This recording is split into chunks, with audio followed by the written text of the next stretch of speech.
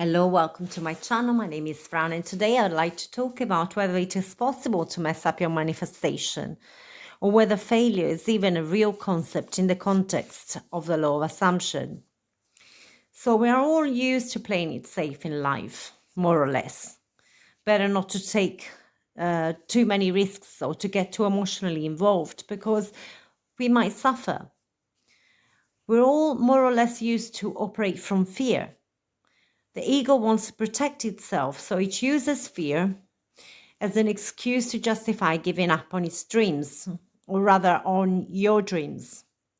We let go of our wishes for fear of rejection or for fear of not being good enough. But is it really possible to fail at all?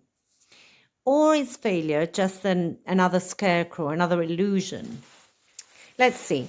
If you create your own reality by the story that you tell yourself and through the filter of your subconscious mind, if everyone is you pushed out, if you are the operant power, the god of your own reality, how can you ever fail? You might experience a temporary unwanted circumstance or temporary unwanted events which reflect past limiting beliefs, but the moment you experience them, you can always change them.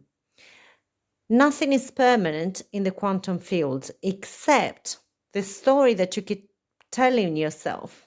This story is the only thing which gives your experience the illusion of something solid or persistent. Your identity is the only thing which is keeping you attached to a snapshot of the past.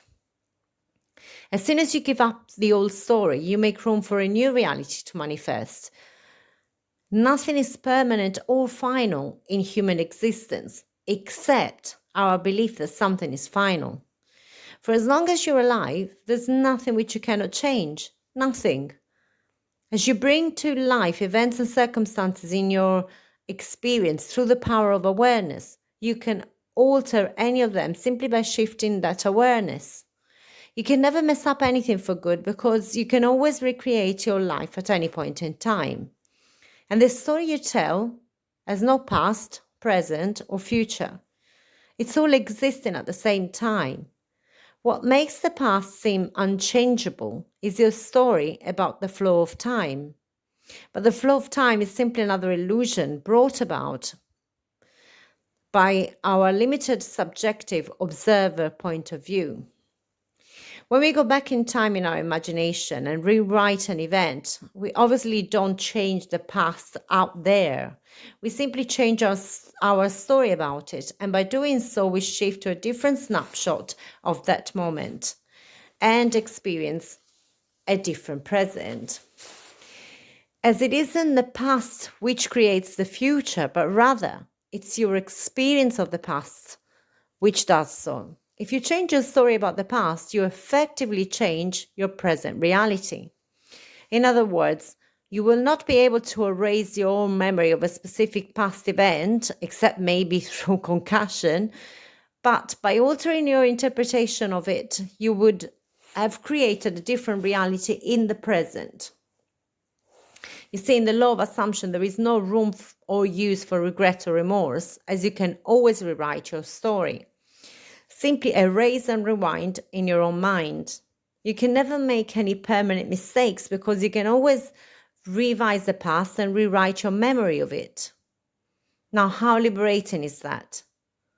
As there is nothing permanent, you can never mess up your manifestations beyond repair.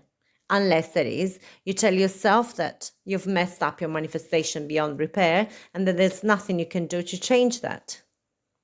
As long as you use the 3D as feedback, as long as you see reality as something fluid and malleable, you can always replace unwanted circumstances and events with desired outcomes, always, without fail, literally. But even desired outcomes are never final, and that is why manifesting is an ongoing process of expansion and growth. Even when we think that we're doing nothing, we're always creating our life through the stories that we tell ourselves and others. If something unwanted shows up in your life, simply change the story you hold about that person or event, reverse the direction of causality, make their behavior align with your story about them rather than the other way around.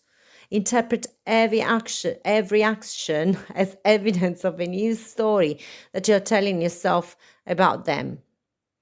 Also, instead of looking for outside sources of validation, create a better story about yourself and about your identity. Catch yourself telling yourself or others these empowering tales and flip those stories. The more you practice flipping your thoughts into better feeling stories, the more natural the process will feel, and eventually you'll be creating all the positive stuff that you've always dreamed of by default. At times, when you're facing challenges, you might find yourself reverting back to your old familiar paradigm about reality. But fear not, you can always become aware of it and realign yourself. You see, progress is rarely linear. It usually happens in fits and starts. That's why it sometimes feels like we're going backwards, and that is exactly when we need to persevere in spite of what we think is evidence to the contrary. Now, what usually happens when you tell people that they have this power to rewrite their life, their first reaction is anger. So you're accusing me of having created this crap in my life. That's the usual reaction. Weirdly, they ignore two important aspects about manifestation. Number one, that they can uncreate anything that they have unwittingly created in their lives up until now.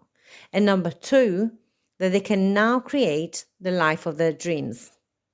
Yet, do we all initially choose to focus on the positive stuff, or do we go back to shame, guilt, and blame?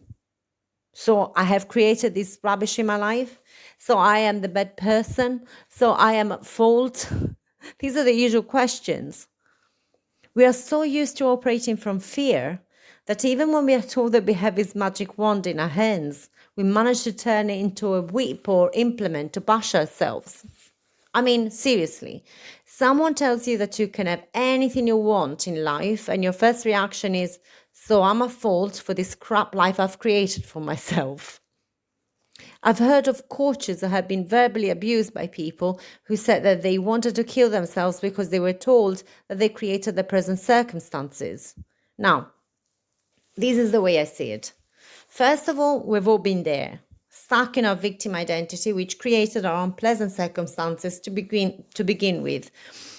It's sometimes part of the manifesting journey, disbelief, anger, trying too hard through effort, then feeling dejected, or even manifesting really fast and getting scared of the implications, then going back into denial, self-sabotaging, and so on and so forth.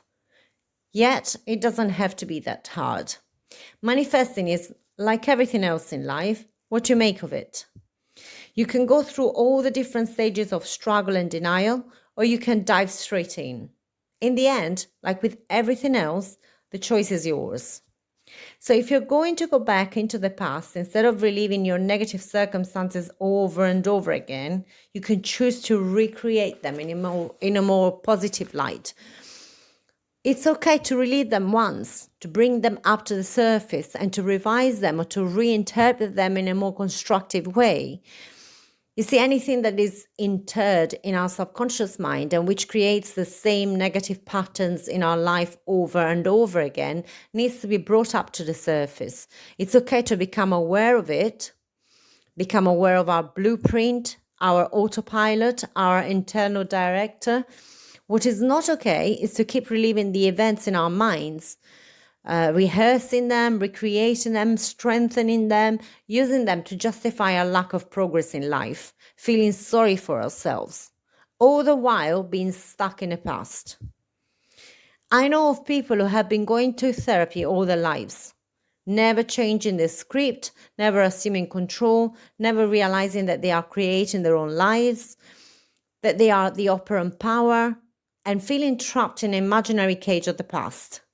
So you might need to know, for your own sanity and understanding, why you have a specific blueprint, and that's fine. But in the end, you will need to make the conscious decision to change it and put these teachings into practice. So when you think that you've messed up your desired outcome for good, that's your old limited self talking. Nothing is final unless you say so, unless you decide that it's final. The old voice of fear is hard to die, but if you challenge it often enough, eventually it will. I once heard this quote by Fernando Sabino, which is often wrongfully attributed to Paulo Coelho, which says, "Everything will be okay in the end. And if it's not okay, it's not the end." And my first reaction to it was, what a pile of rubbish. So our consolation for a terrible life is supposed to be that we're not dead yet. But now that I've looked in depth into the law of assumption and quantum physics, I understand exactly what Sabino meant. You can always change your circumstances, no matter what. You can never mess up anything permanently, as you create your own reality, and physical circumstances are but a reflection of your consciousness. And there is always room for growth, improvement, and expansion. Therefore, the end is also an illusion. You see, under the law of assumption, there is no room for fear. As if physical reality is an illusion, then even the ultimate fear, the fear of all fears, the fear of the end of physical reality, has no reason to exist. So to answer your question of whether you can mess up any manifestation permanently, the answer is simply no. Revise the past, recreate your future through your imagination, and stay grounded in the present. What you want has no choice but to manifest, because it's already there, somewhere in the vicinity, only waiting for you to accept it into your own awareness. The main issue that people have with this statement is the question of free will. Since obtaining something that you want always entails getting other people to do something for you or not to do something, your desires seem to affect others in a way that is beyond their conscious control. It appears to be about or similar to manipulation. Yet if you, like Hugh Everett III and David Deutsch, take quantum physics literally, you will find that we live in a multiverse with infinite copies of ourselves in adjacent realities. In some of them, we already have that which we desire in this reality, and hence probably why we feel the strong pull towards these things. All we are doing is becoming aware of the reality in which we already have that which we want. As Neville Goddard, the 1940s mystic, used to say, creation is already finished. Or as some quantum physicists maintain, everything that can happen in the quantum universe does happen. Or better yet, it's already happened. To use the old computer metaphor, if the brain, or I should say the conscious mind, behaves like a classical computer, the subconscious mind behaves like a quantum computer. It doesn't obey the laws of cause and effect. As it travels forward and backwards in time, it leaps from one quantum state to the next without passing through the space in between. It communicates information instantaneously across any distance. In other words, our imagination, our consciousness, does not obey the laws of classical Newtonian physics. It does not obey the rules of our 3D reality, or what we experience as real. Although your body and brain may experience this physical reality as real and pretty stable, as solid, the nervous system does not experience anything that is not interpreted by consciousness. Essentially, anything that we think is real is an illusion created by consciousness. All we do when learning to use the law of assumption is hack our subconscious mind. We hijack the aircraft and disengage the autopilot. Now, I know this sounds like a terrorist attack, but in a way, it requires breaking the rules and going against everything that we've ever been taught in our life, right up until now. If you decide to embark on this journey of self-discovery, you cannot think according to the old paradigm. And if your objection is, well, it surely feels like people have free will, or it doesn't feel like I'm shifting from one reality to the next, then ask yourself this: does it feel like the earth is spinning?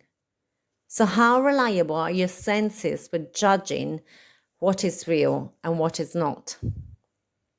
I know I went off on a tangent here, but what I'm trying to say is this: if creation is already finished, if everything that can happen in the quantum universe does happen according to the laws of physics in this reality. If time and space, cause and effect are merely illusions of this physical reality, then how could you ever permanently mess up a manifestation brought about by your quantum consciousness? You can always shift your awareness to a different outcome by choosing to experience a different reality. Now, don't be fooled by the word choose. It doesn't mean that it's always a conscious choice. Our autopilot usually does the choosing for us in automatic, and the autopilot was programmed for us in childhood. What we can do is either disengage the autopilot and manually navigate, which takes a hell of a lot of effort, or we can reprogram the new route and let the autopilot do the hard work for us. That is what Neville Goddard meant when he was saying you need to live in the end. You enter your final destination and you let the program take you there. You know that you will get to the final destination even if you don't know exactly how. And if it takes longer than expected, as you might need to avoid turbulence, then you still know that is the quickest, safest way to your final destination. You don't freak out when you look down and don't recognize the landscape. You don't second guess the autopilot, do you? You don't start thinking, well, it doesn't look like it's going in the right direction. I'd better take over. You simply trust that the program will take you to the correct destination as long as you've entered the correct details for your point of arrival. And even if you have entered the wrong details into the program, you can always reprogram your destination. The journey doesn't end until you land in your desired location. So you might as well sit back, relax, and enjoy the flight. So this is it for today. If you found this content helpful and interesting, please remember to like, share, and subscribe. In any case, have a wonderful awakened day.